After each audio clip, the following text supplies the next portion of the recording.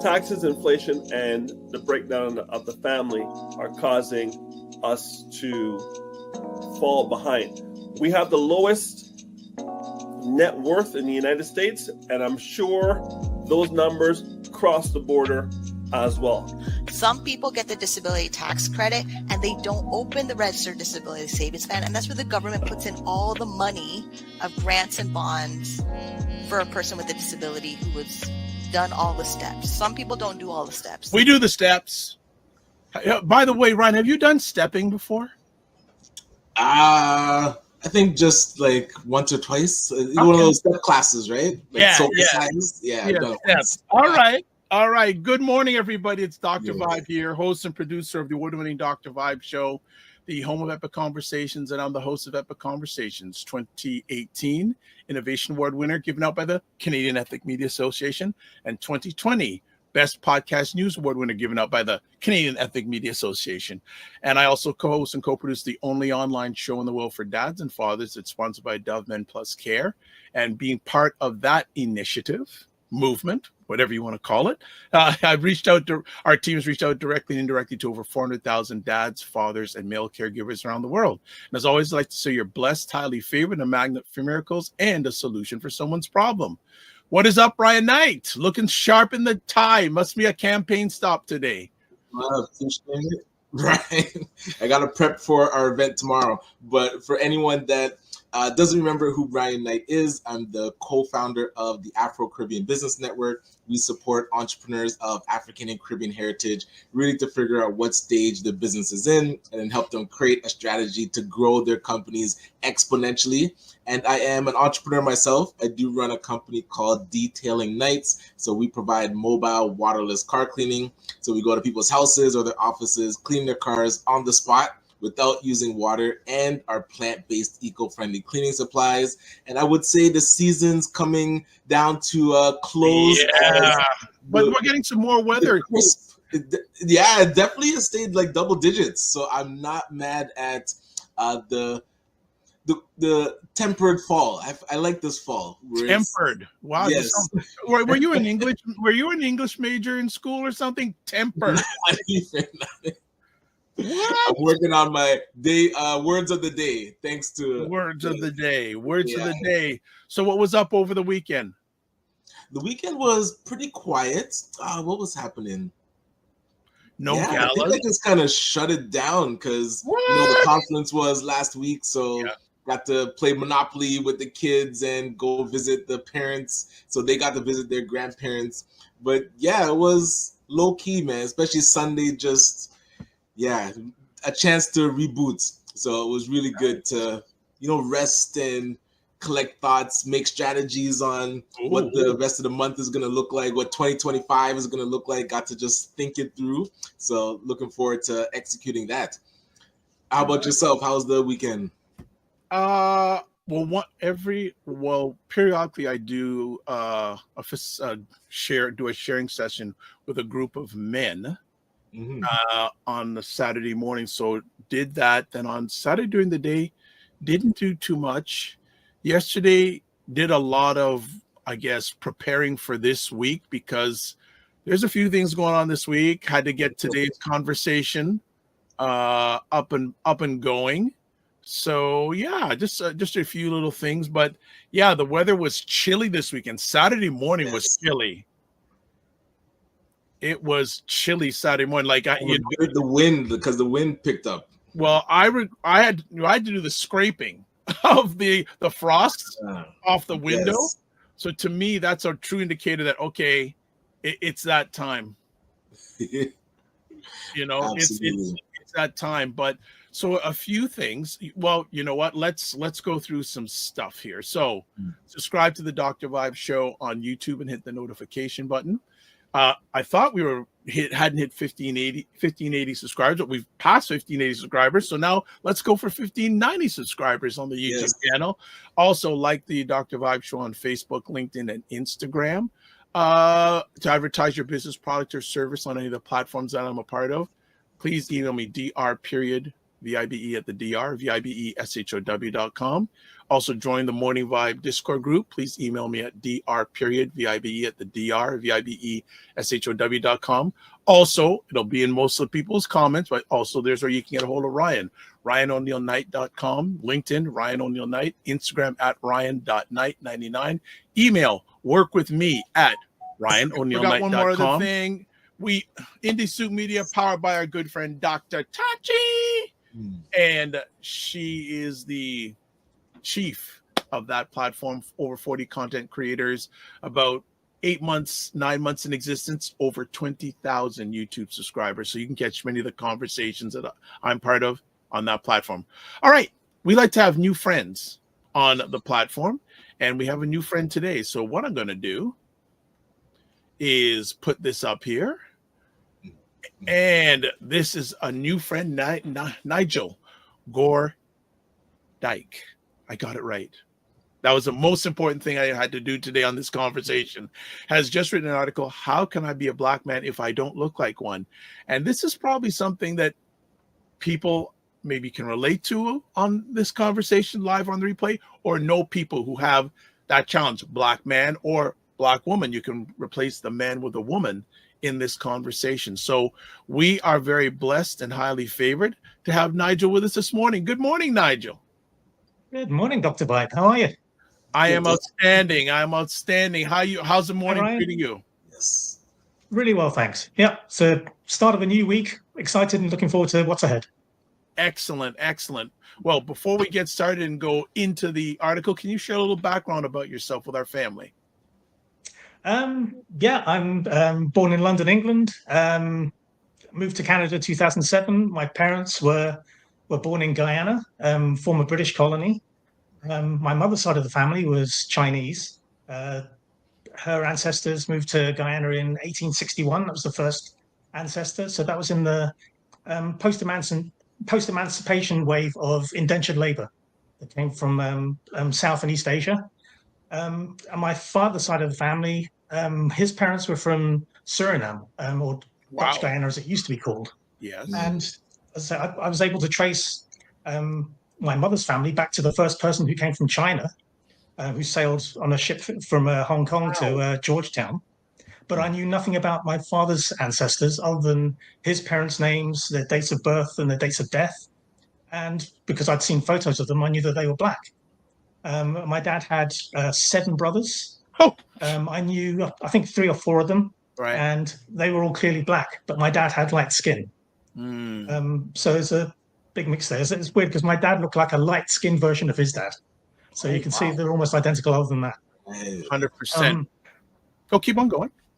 Sorry, and I was to say, and I really knew nothing about my father's side of the family, and no one ever talked about it. So I never talked about it, never asked any questions. Both my parents are gone now, so I just, like I say, I moved to Canada in 2007.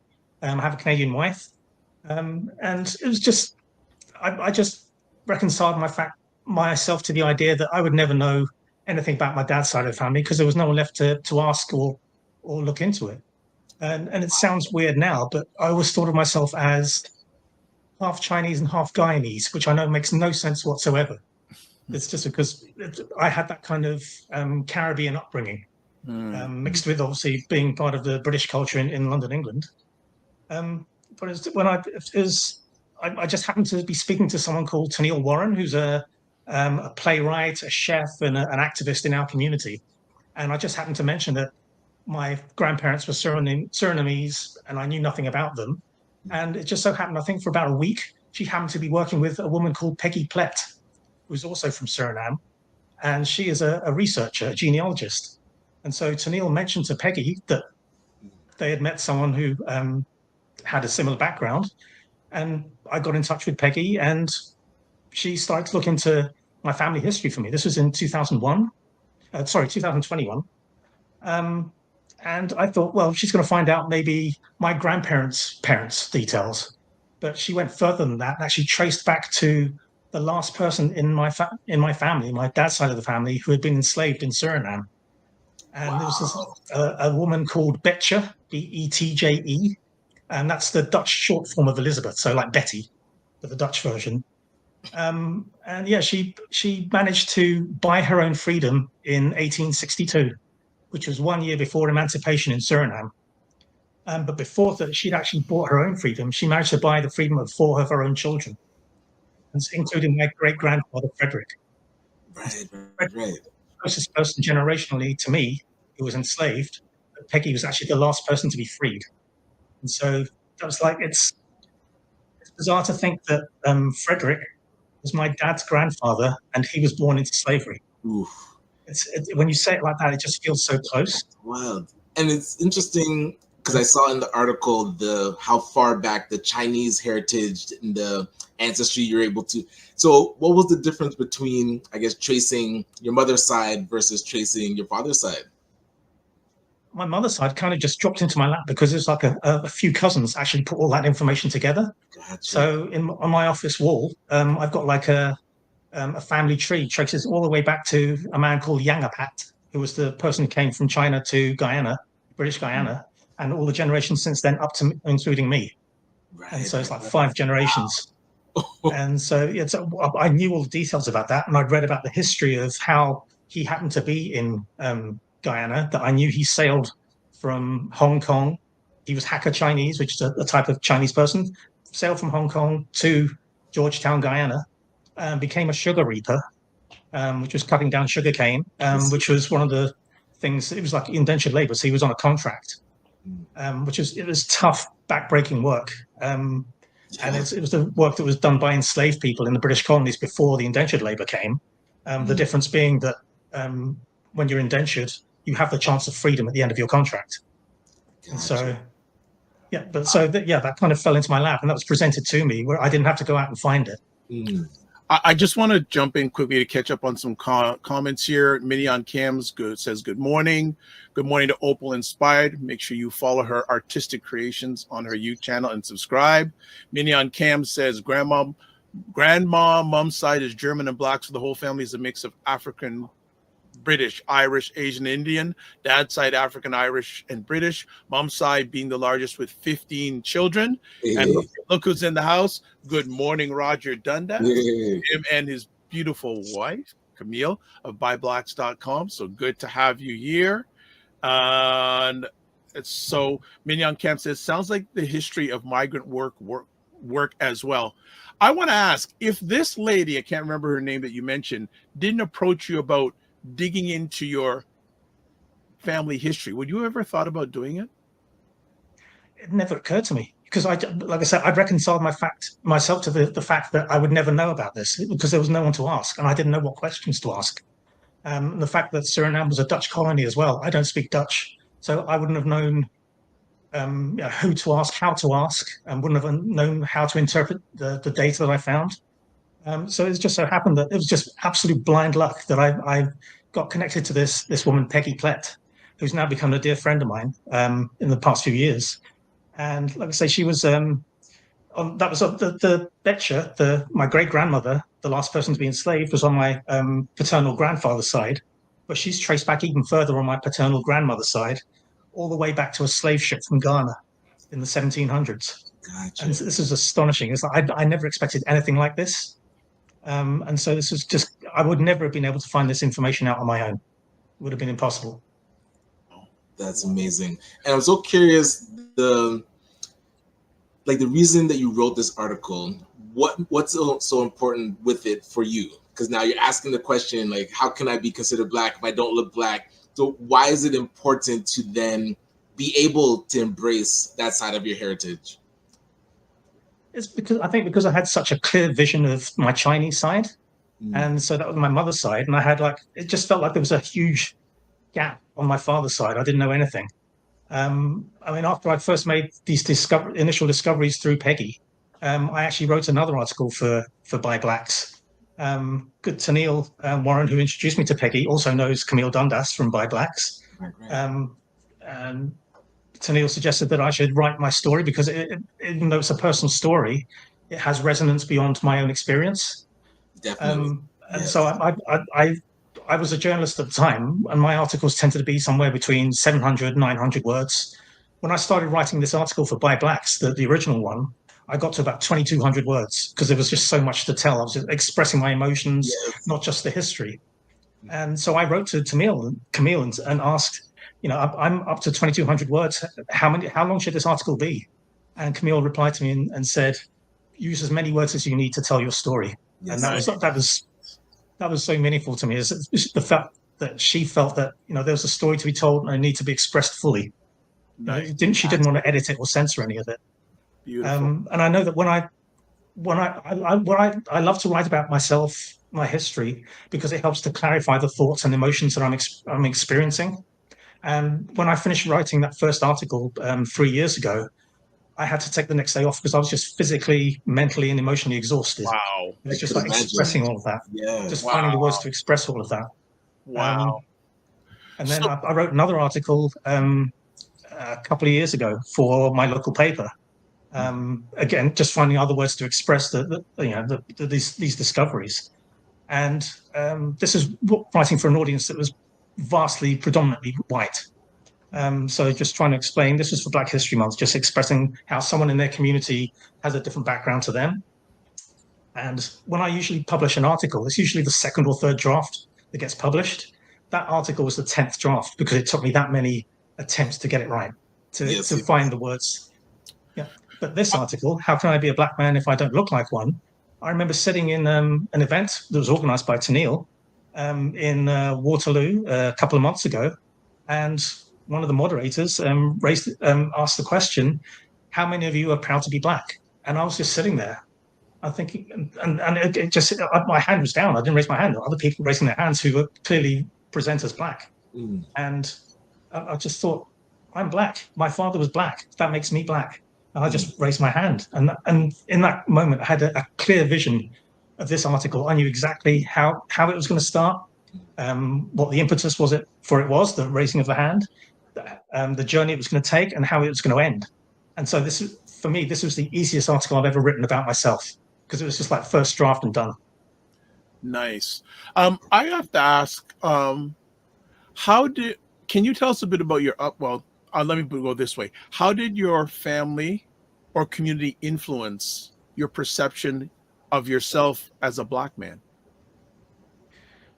Growing up, I didn't have any experience of that at all, even though I had a lot of Black people in my life, my dad's family.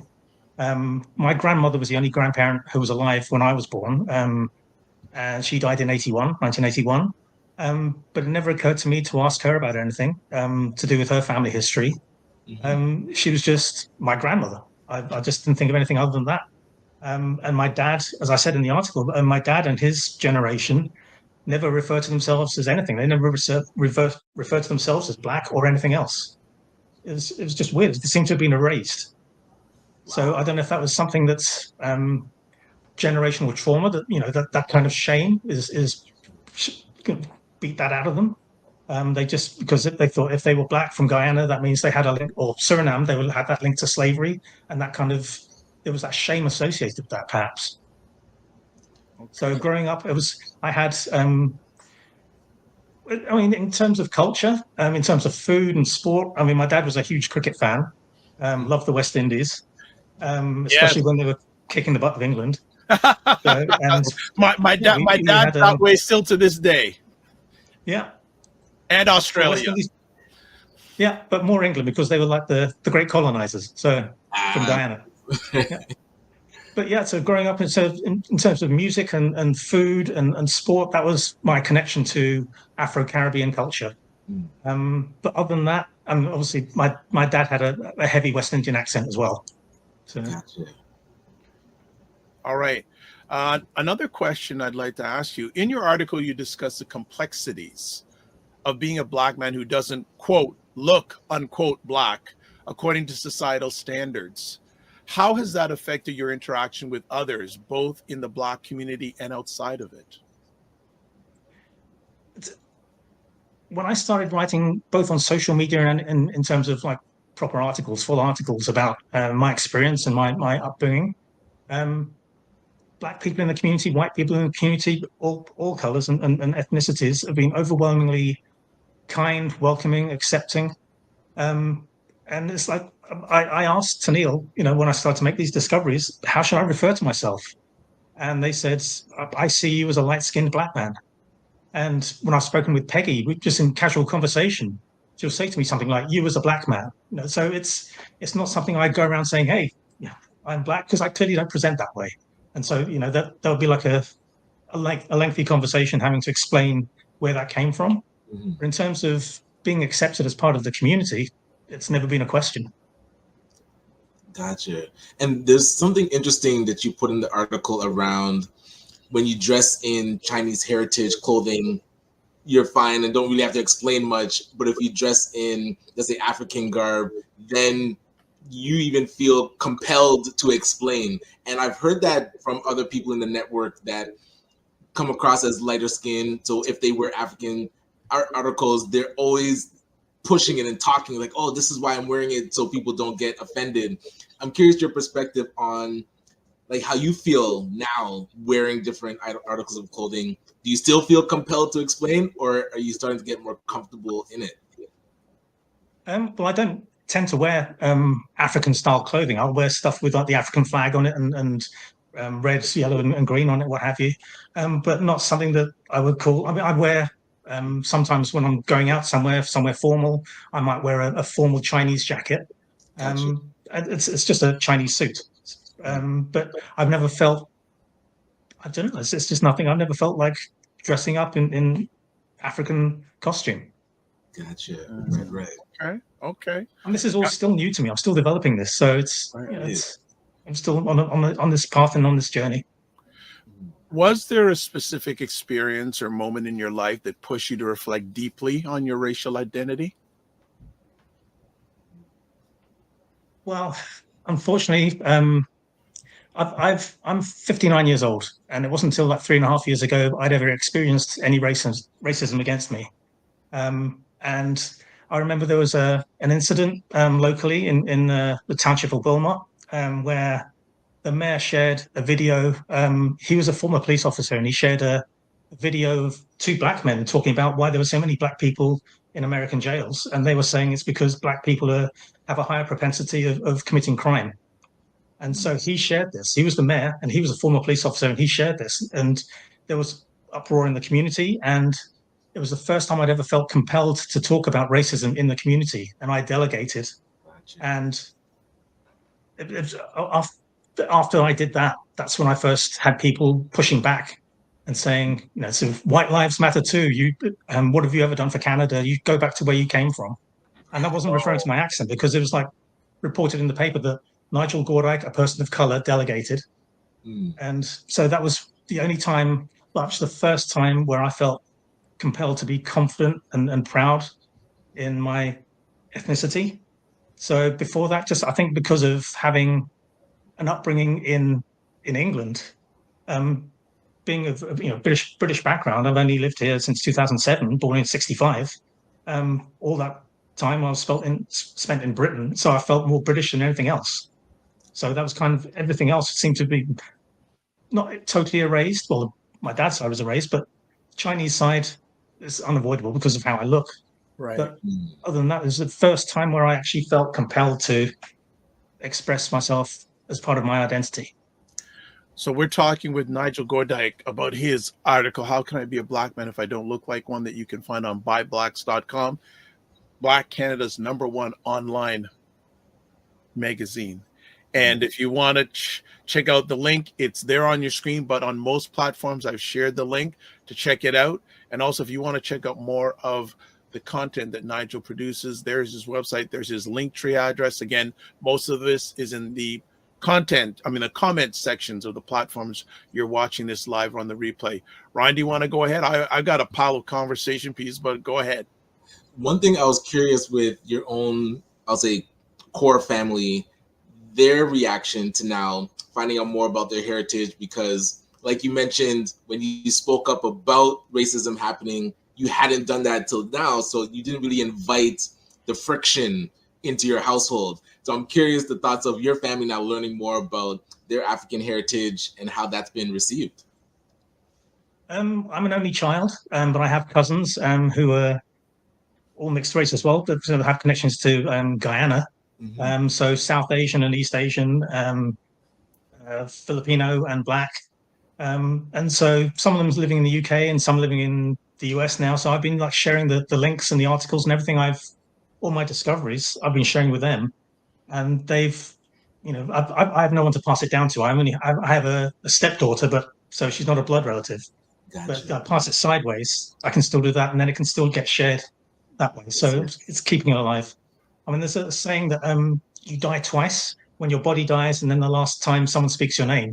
Oh, By sharing all of these stories about my ancestors, about my family's ancestors, I'm keeping them alive through the family by sharing them sideways, as it were, through cousins and uncles. nice. Absolutely. I But like then it. do your cousins, like, do they feel like, why are you now speaking up again or for the Black community? Because that's a fight. Like, do they want to even be part of that fight? Like, do they want to hear about those articles? Or are they kind of like, yo, my life is good just living Chinese, like, are they responding to those articles and saying like, yeah, let me join you in the fight? Or are they kind of just like, thanks for sharing, but I'm not really interested? No, they're definitely interested. It's like, because like me, they had never felt the need to ask questions before. As being like, that our fathers and brothers and uncles side of the family had been erased because no one had talked about it. Gotcha. But now that it's alive again, so they're all as excited as I am. They said, "Wow, thanks for sharing this," and yeah, they're loving these discoveries as much as I am. Love that. Love that. Wanted to shout out Ray McMillan of the McMillan Group. Thanks for being here. Also, Miniam Camp says, I got lucky. My mom's side always will share stories of our great father, quote, the Fool of Whitehall, unquote, and then found his family history at the University of Toronto. She also says it's a wonderful 2,000 words that you've written. And Opal Inspired says, I find in North America in particular, you are constantly having to defend your blackness or whiteness. I am not surprised it's hit you now. It's the Americas after all. So I want to ask this conversation piece. In your article, you discuss the complexities of being a Black man who doesn't, I already asked that. Sorry. What are your thoughts? Sorry, let me go to this question. What are your thoughts on society's fixation with the racial labels and categories? Do you think race should play such a significant role in how we define ourselves and others? I think it defines our ancestral experience. So in that sense, it definitely is important. I want to know where I came from, how I came to be the person I am, what people had to go through for me to simply exist. And that's intrinsic. You have to talk about racism, colonialism, and when you're talking about slavery, that's impossible to avoid. And so knowing that, like, my last name is Gordijk, or Gordijk, if you want to pronounce it the Dutch way. I'm only the third generation to be born with that name because it was given to us by when my great-grandmother Betcha freed her children. That last name was assigned to them by a Dutch clerk. And so before then, they only had one name because they were enslaved. Enslaved people in Suriname only had one name. And so for me to carry this name now, it's because of my ancestors, my dad's ancestors, being enslaved. And they were only enslaved because they were from Africa originally. And so we have to talk about, keep those connections alive back to where we came from, wherever we came from. So in that sense, yeah, I think it is important to talk about our ancestry, our ethnicity, our color, however you want to describe it. I'm so curious, are there any nuggets of wisdom that you can give to our light-skinned brethren that now face this every day, struggling with, hey, I'm in Black rooms, but I don't look Black? Is there anything that's come to your mind to say like how to embrace being in these rooms, or is it still really early that you're still trying to figure out? I'm curious your thoughts on now being in more Black rooms, how to approach it for those that are also going through it as well. You're right, it still is early, so I'm still somewhat dealing with some of those insecurities, but that's not because that's something I've placed on myself. It's not because of how anyone has treated me.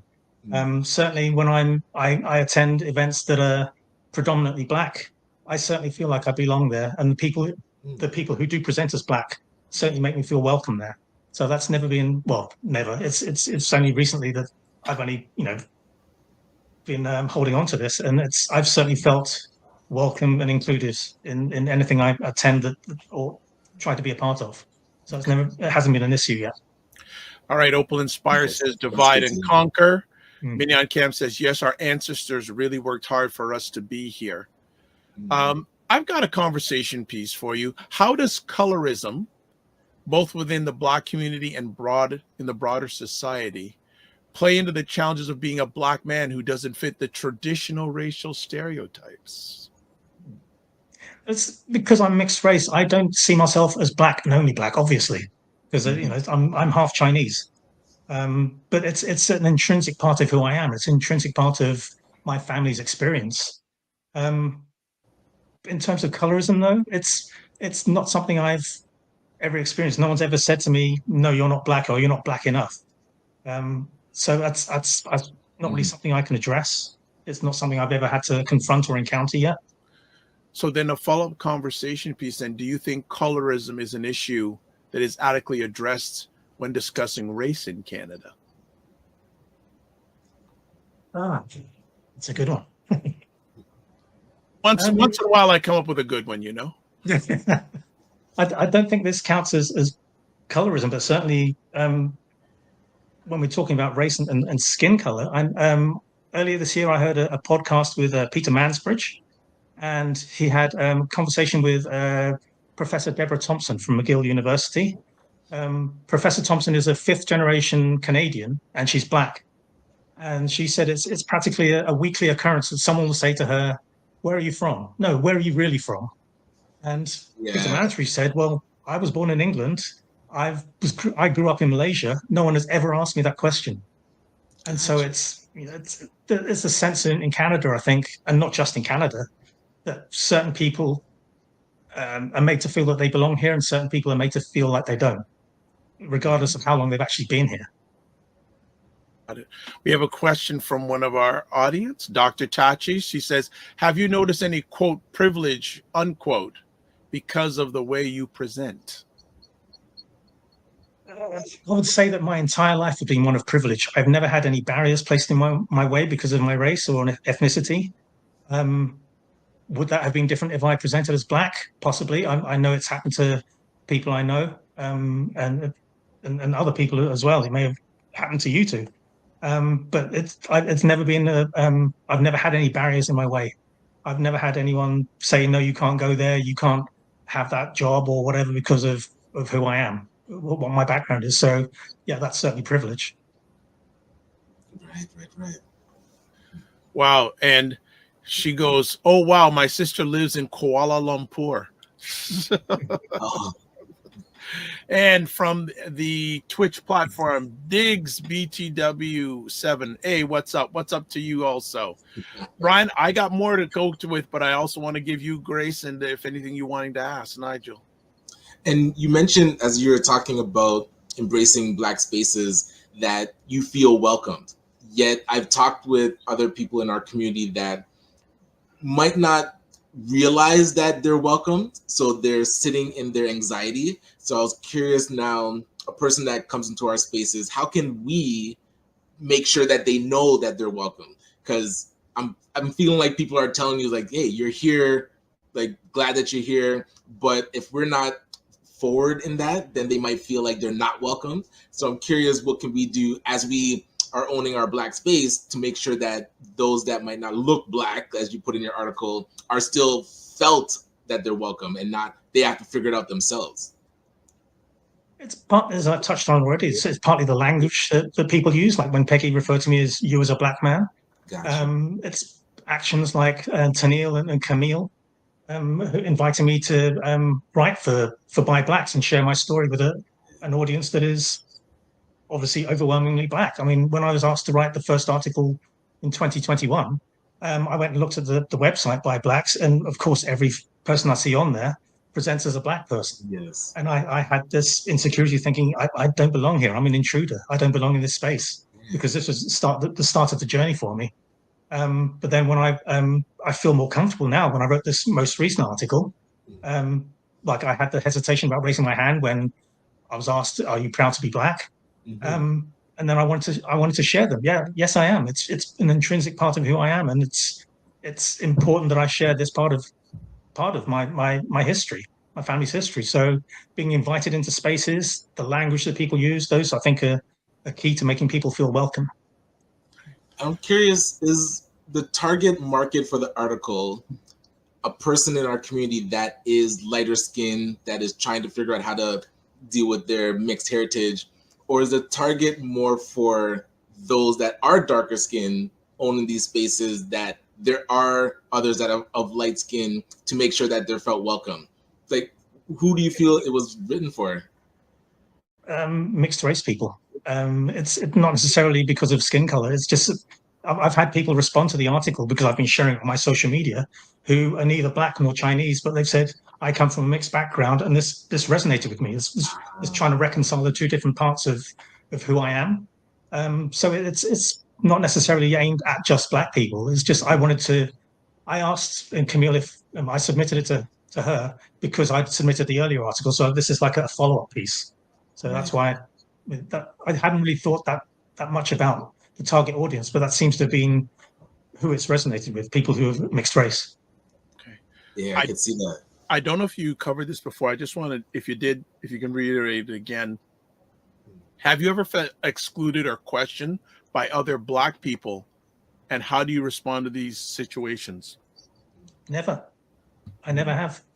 It's, as I said, it's been overwhelmingly welcoming, accepting, and incredibly kind. And Dr. Vibe, I think Dr. George Fraser helps to prompt us, because when he starts his talks, it's like, listen, I do not look black, but I am black. Black. So Yeah. That we all come in all shapes, sizes, shades. So yeah. I mentioned in. Go ahead. Sorry, go ahead. Well, I was going to say one thing I touched on in my article near the end is that I have several friends who are Indigenous, and they never describe themselves as being half Cree and half Irish, or half Cree and half German, or whatever. They say, I'm Cree and I'm German, and so they embrace both sides of that. You know, it's not just one or the other. It's and. It's not either or. It's and. Right. So how do you think your experience as a black man in Canada compares to similar experiences in other countries, such as the United States or the UK, where conversations around race and identity may be more prominent? I don't know whether it's more prominent. I think it's across the board. It's being opened up now about who we are, partly about who's welcome in which spaces, and not just because of being black or whatever. It's a matter of who belongs here and how do you choose to identify yourself. I mean, it's not just race as well. It's gender identity. I have people who want to be referred to as a certain way. I'm completely fine with that. I respect that because I know what it feels like to be someone who had a part of themselves excluded for so long and now is able to embrace that and name it. Absolutely. How was this writing experience of this article compared to the first article you wrote for BuyBlacks.com? Completely different. This was like so easy. The words just flowed. Usually it takes me about 3-4 hours to write an article, and that was about this. That's about how long this took. Whereas the first Buy Blacks article was like a day and a half. Yeah, and as I said, the second article I wrote, not for Buy Blacks, but for my local newspaper, that was 10 drafts. And because I showed I think draft number 7 to a friend of mine, and they're white, so it was nothing to do with what the story was. It was about the crafting of the article, and she just read it and said, "This is a literary mess. You've got to start again." And so I just completely scrapped and then started again, and then another 3 drafts, and then I got to where I needed to be. But like I said, the first article I wrote for Buy Blacks was just physically, mentally, and emotionally exhausting. And I just had to take like a personal day the next day and just do nothing. Just sit on the couch and veg with Netflix. Okay. I'm curious now, because you had the first article, and this one is more of a follow-up to that one. Is there a third one that is on your mind that you would want to write as a follow-up to the current one? I don't plan that far ahead. It's just like whenever the urge takes me. It's like whenever I feel compelled to write something. Like when I was sitting in the event that I described in this most recent article, I was sitting there, and when I put my hand down, I thought, I've got to write about this. I knew exactly then that I had to write it, and I knew exactly how it was going to play out. So that's why it came so easy to me, because it just came to me like a moment of clarity. I knew exactly how that article was going to look, where I wanted to start, where I wanted to go, and where I wanted it to end. Okay, I want to shout out someone named Nigel Gordijk, who is like this I know conversation. her. Yeah, I hope you do. And My wife. yes, well, good to support. I also want to shout out Christy White, who's liked the conversation. Got some more comments here. Learning about intersectionality identifies is a process, and the more you have these conversations, the more understanding it creates. Opal Inspired says, Nigel, ironically, your name, Nigel, denotes Black heritage. Yeah. She continues, when you find these names in medieval England, including names like Moore, as in Roger Moore, that's Roger Moore spelled with an E at the end, by the way, Morris, Morrison, Morgan, etc., all denotes Black ancestry. These are common names in England as a whole. She also continues, DNA studies back this up in the population, even though their ancestry is not evident. And of course, Ray McMillan, the McMillan Group, says, that's interesting to know, Opal Inspired. So that is fantastic. So lots of great conversation happening in regards to this article. I also want to ask, and you're part of media yourself. Do you think there's enough diversity of Black representation in the Canadian media, or is there still work to be done? And not only Black, but mixed heritage representation in the media? Not necessarily mixed heritage, because I think, if I'm representing Chinese and Black, then I can write about both.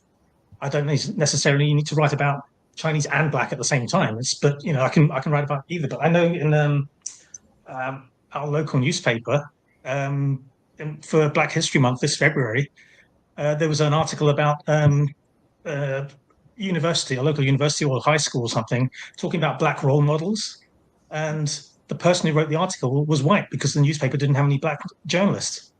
And so you need to have role models in the media for those kids to follow. So there's an irony there. That, I know it's a good article. It's just that it would have been nice to have an opportunity for a Black person to tell that story. Absolutely. Good. Ryan, you want to go back, or I got some more stuff if you want? No, feel free. Go ahead. All right. So, what advice would you give someone of mixed or multiracial heritage who feels like they don't fit in to conventional race categories or struggles with their racial identity?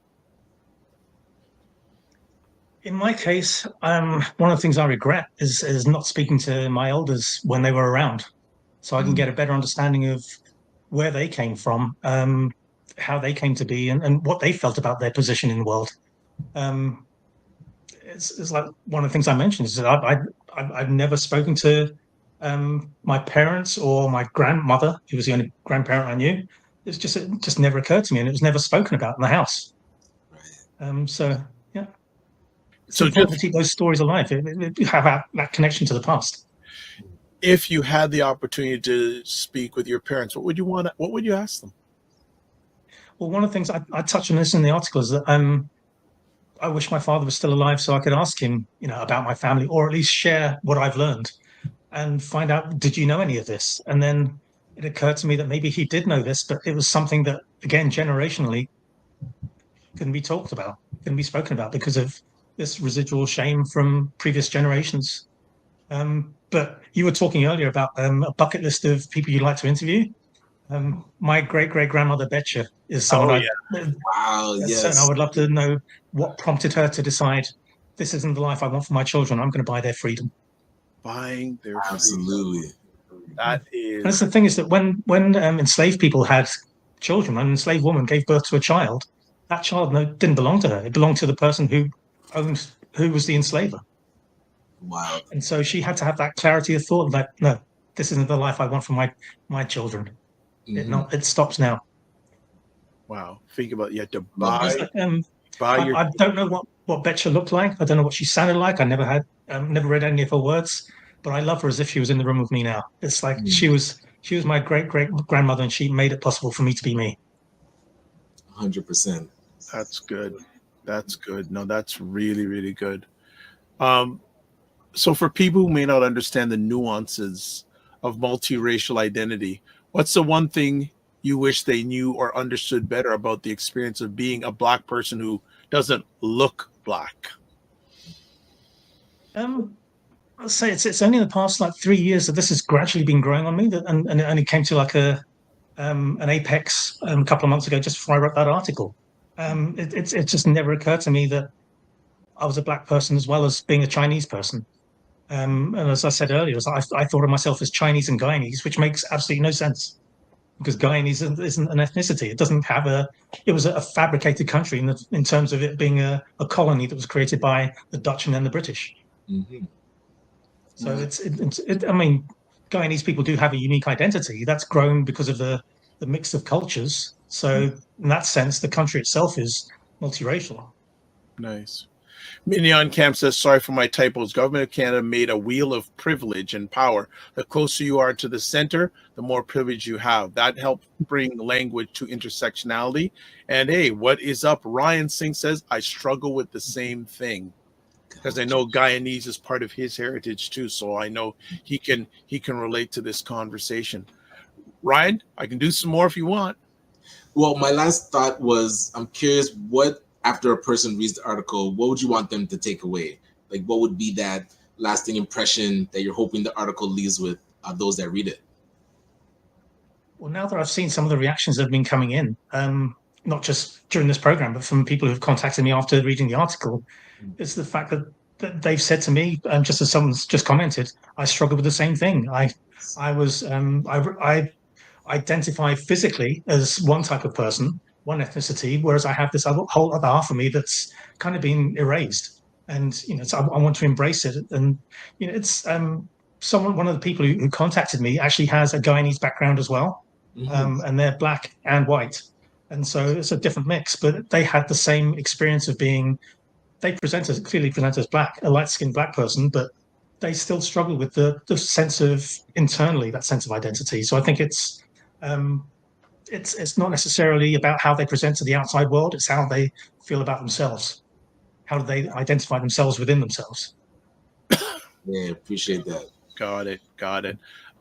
So looking back on your journey, how has your understanding of your racial identity evolved over time? Well, when I started to make sense of the African side of my family, the Afro-Caribbean side, because I had all this Chinese information going back years, I actually went back and re-examined all of that and felt that, because, okay, I knew the Chinese half, but now I know the black half, and I was talking about that all the time. I thought, no, I want to balance that out on both of those. So I just need to refresh my memory about what that Chinese part was. So I reread all the history, re-looked at all the names and tracing them and so on, trying to find out more, because I found out that my Chinese ancestor was a Hakka Chinese. So I'm trying to find out more about what that means. Right. So it's helped me to have a much deeper understanding of not just my Afro-Caribbean side, but also my Chinese Caribbean side. Mm-hmm. And for people, it's not just Hakka food. Hakka is also, there's more to Hakka than just the food, by the way. All right. Good starting point. Yeah, 100%. 100%. Don't disagree on that. Love my chili chicken. Thank you. 100%. One of the things when I was growing up is for Christmas, my dad would make either garlic pork or pepper pot, which was like, I remember like for weeks before Christmas, he would be soaking like these slabs of fatty pork in vinegar and garlic and herbs, and the whole house would smell of it. And then Christmas morning, he'd be frying it up, and that would get me out of bed. Yes, so that's when I was a little kid. Oh my goodness. Me hungry. Sorry. So what lessons have you learned about yourself along this journey? Yes. What lessons have I learned about myself? Be proud of who you are. I mean, because it's for generations, the African side of my family is hidden because of shame, and not wanting to know about, or not wanting to talk about what happened in the past generations ago. Whereas now I'm proudly sharing that story. As I said before, it's like we die twice, when our body dies, and when last time someone speaks our name. I'm going to keep speaking these names and keeping these people alive for me and subsequent generations. Yeah. And so as this conversation on race and identity always continues and evolves, what are your hopes for we as a society? How can we approach these topics with more empathy and understanding? One of the things you hear a lot is, I don't see color, meaning they see everyone as being the same. I want everyone to be treated the same, with the same amount of respect, but I want you to see color. I want you to see the differences. I want you to understand. When I talk to people who clearly come from different backgrounds, I think there's a difference between perhaps when I'm asking them, "Oh, where do you come from?" Because I'm interested in. Our journeys were different, but we ended up in the same place, and I'm interested in that. I want to know about what makes you who you are, what brought you to the same places that I am. So in terms of that, I want people to see color and understand there are differences, but there's so much that is the same. Great. Absolutely. And what can our listeners do to help support more inclusive and nuanced conversations about race and identity, especially regarding multiracial and multi-ethnic individuals? I don't know if it's an individual thing, but what I love about living in Kitchener-Waterloo, it has its share of racism, but there are so many activities for different cultures and events in our community. It's absolutely fantastic. We had Caravana a few months ago in Kitchener.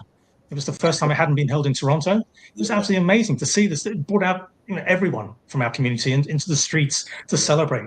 We have the biggest Oktoberfest outside of Germany in Kitchener. Celebrate that as well. That's fantastic. I love that. And we have Diwali being celebrated at the moment in our community. Having all of these things going on makes us all part of, it enriches our community and enriches us as individuals, I think. Excellent. And before we let you go, we'd love to know what happens at commonsensedesign.net. What will people find when they check out your website? Well, I used to be a graphic designer until a few months ago. So for like 36 years, my career was in marketing and design. You'll find some of my articles on there as well, including some more in-depth articles about my family background. So if you want to see the full story there, you'll see going back generations, describing people all the way back to Akoisa, who was the woman who was on the slave ship from Ghana. But you'll see some of my design work on there. And like I say, I'm a political assistant now for our local MPP in Waterloo, Catherine Fife. So Common Sense Design is pretty stagnant. It's stopped being an active website at the moment because I've had a change of career, but you'll see some of my old work on there. Hey, cool. What's next? What's next? I don't know how much there is for me to learn about the individuals in my family. We may have reached the end of how much we were able to find, but there's certainly, in terms of the culture and the history of Suriname and Guyana, I want to improve my knowledge of that and find out what made those countries what they are. I mean, one of the books I've read, I don't know if you can see, there's Anton Lacombe. It's called We Slaves of Suriname. This was written something like 90 years ago. It's the first history book about Suriname, actually written by a Black Surinamese person. And It was translated into English for the first time 2 years ago. And I was like at the front door of the bookstore waiting for it to be delivered so I can actually get the first copy. Yes, and it's an absolutely amazing book. It gives you a sense of the true history of Suriname, which you may not have realized just by reading something like a Wikipedia page or something. This is like incredible book. So I want to do more reading like that. I do a lot of reading about African American history as well, just because there are parallels there. One of my favorite books is How the Word is Passed by Clint Smith III. He was a poet, but he wrote a history book about how history is taught and spoken about in the US, particularly when it comes to history. So what stories are omitted or erased? How is stories twisted to change the narrative? How do we correct that? So that's a great book to read as well. The Morning Vibe Show family is loving you. Shirley's saying your story is very inspiring. Thank you for sharing. Ryan Singh says, I'm a filmmaker and our work is always a conversation about ethnic identity. And he also says, give me a call and I can connect you with somebody in regards to that. So I will take the onus on exchanging your emails so that you have Fantastic. that happen. That's exciting. Thank you. So you talked a little bit about the reaction. How has been the reaction to this piece? Or did you go in expecting a reaction and different? Or did you just say, I'm just putting it out there and let the universe work the way the universe works?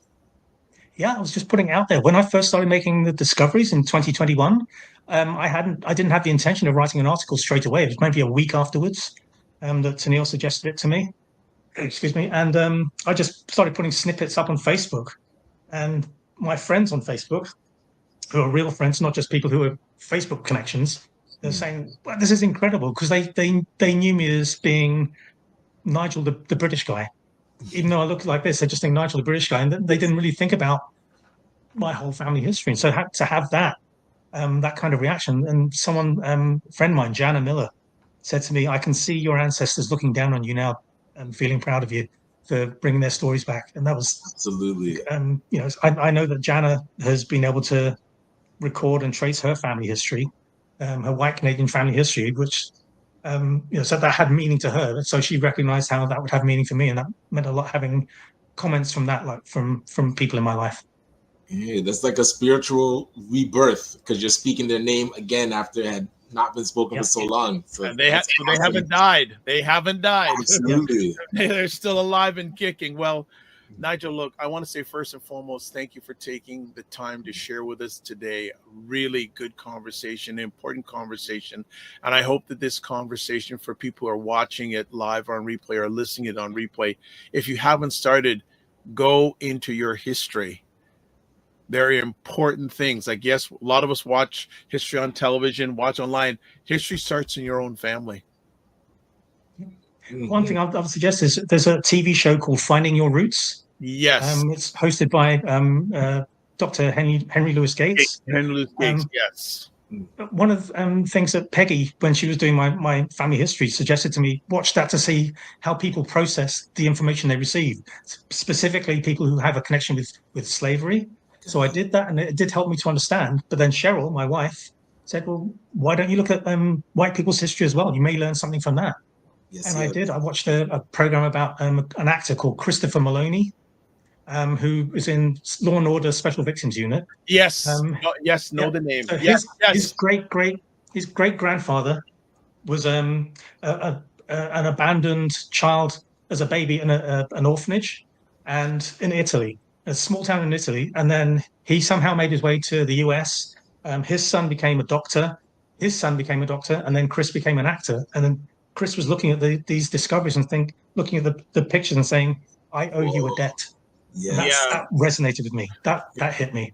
Yeah, he's been on Law and Order for years and years and years, and then he's now on I think they've stopped production for the moment. Law and Order Organized Crime.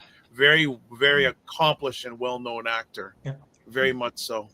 Well, look, again, thank you so much. Anytime you want to come back to the Morning Vibe, thank you. The mic is open, the monitor is open. As always, we always say, and actually some people just want to get some more comments before you leave us. Thank you, Nigel. As a Black mixed race person, I very much appreciate your insights. And I can very much relate to that feeling of not fitting into any place. Great interview. And then Dr. Tati says, this was wonderful. Thank you. Thank you. That's very meaningful. Thank you so much. And thank you for this opportunity. No problem. As always, don't just manage your time, manage your energy, and remember to give yourself grace. Have a great day. You too. Thank you. All right. Great conversation, man. Absolutely. Loved it. That was really, really good. Any takeaways you have from it?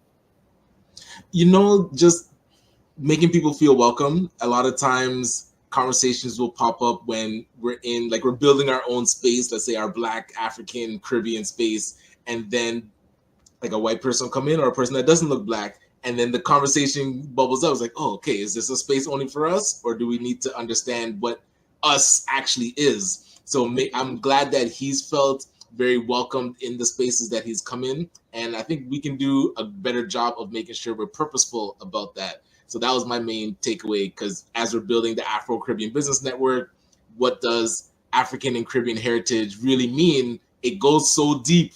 It's like it's a river that is deep and flows. So learning a lot. How about yourself? Well, I'll just keep it short. Know your history. Know your own family history. Because when the elders are gone, they're gone. And it's not something on TV or online. They lived it. And as I go on to my journey, I enjoy more and more spending time with elders. It's a beautiful thing. Yeah. It's a beautiful thing. So a few last comments before we sign it off. Opal Inspired says, it's great conversation. Also, Nigel in the green room says, remember to watch the documentary Quincy on Netflix. Yes, that's our homework tonight. That's our homework. Watch before tomorrow night, which will be inundated. And tomorrow night, another piece of homework. Yes, another piece of homework. Yes, another piece of homework. So what's up for the rest of this week other than what you're going to be doing tomorrow night at 9 p.m.? Yeah, more admin work, I would say, with detailing nights. We've had people reach out that are interested in franchises, so finalizing that process and onboarding.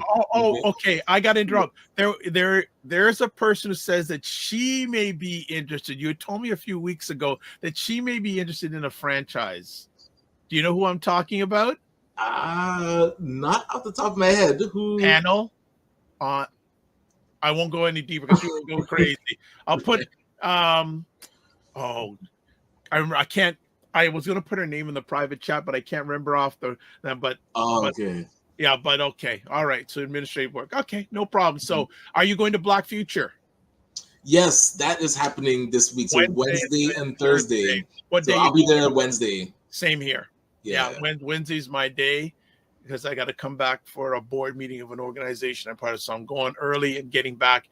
And a shout out to Lee Kan, that is one of the founders of the Black Professionals in Tech Network. Love what they're doing. The Be Future conference is massive. I think they're eclipsing 20,000 attendees. Their first one had 10,000. It was amazing.